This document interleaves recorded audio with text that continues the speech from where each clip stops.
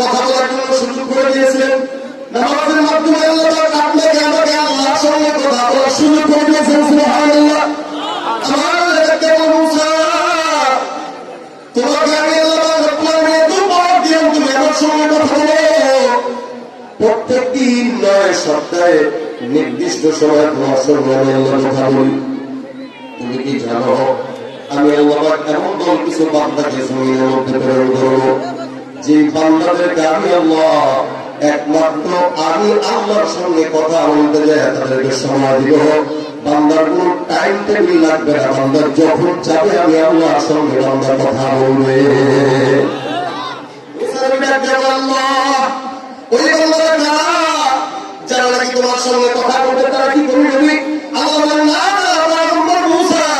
আমি আল্লাহ আখির জামানের একজন নবীকে বলবেন মুহাম্মদুর রাসূলুল্লাহ সাল্লাল্লাহু আলাইহি ওয়াসাল্লাম, এই নবীর উম্মতদেরকে আমি আল্লাহ জমিনের মধ্যে পাঠাবো। আল্লাহ রাব্বুল আলামিন বলে ওই নবীর উম্মতকে আমি আল্লাহ এমন একটা জিনিস বান্দা ব্যবহার করবো, তার নাম হলো সালাত। কি বলেন? সালাত। বান্দা 5 ওয়াক্ত সালাত আদায় করবে।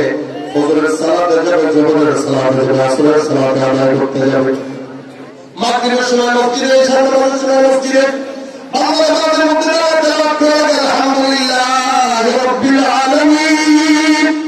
সমস্ত প্রশংসা আল্লাহর।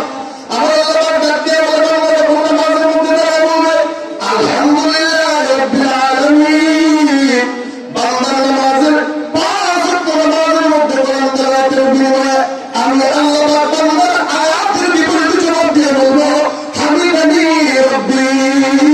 বান্দার সঙ্গে আমি আল্লাহ বান্দার নামাজের মধ্যে আমি আল্লাহ নিজে কথা বলবো। আল্লাহ রাব্বুল আলামিন বান্দার সঙ্গে নামাজের মধ্যে কথা বলা শুরু করে দিবে। একমাত্র ইবাদত যেটা নামাজ, যেটার সঙ্গে বান্দা আল্লাহর সঙ্গে কথা বলতে পারে। রাসূল বলেন নামাজ যখন পড়তে যাবা ওযুটাকে শুদ্ধ করে নাও। আল্লাহ নবী বলেন কিয়ামতের ময়দানে 120টা কাতার হবে। উম্মতের সংখ্যা কত বলেন তো? 120টা।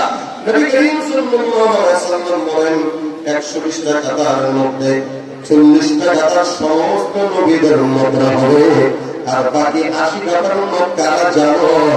আমার নবী একবার বলেন হে সাহাবায়ে দল, এই বাকি 80টা কাতার উম্মত হবে আমি পয়গম্বর মুহাম্মদুর রাসূলুল্লাহর উম্মত। তুমি উম্মত দাবি করো কিন্তু নামাজ দাবি জানি নবীর উম্মত দাবি করো সুন্নাহ না, নবীর অপমানে তোমার হৃদয় কাঁদে না। নবীর উম্মত দাবি করো সুন্নাহ না, নবীর অপমানে তোমার হৃদয় কাঁদে না।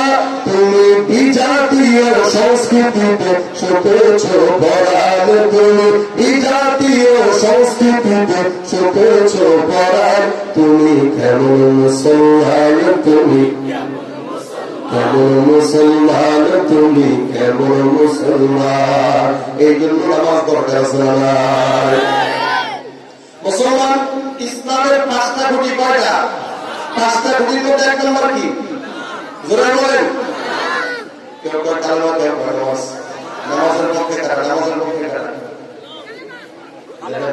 দেখেন কতগুলো বোকা একসাথে হয়েছে।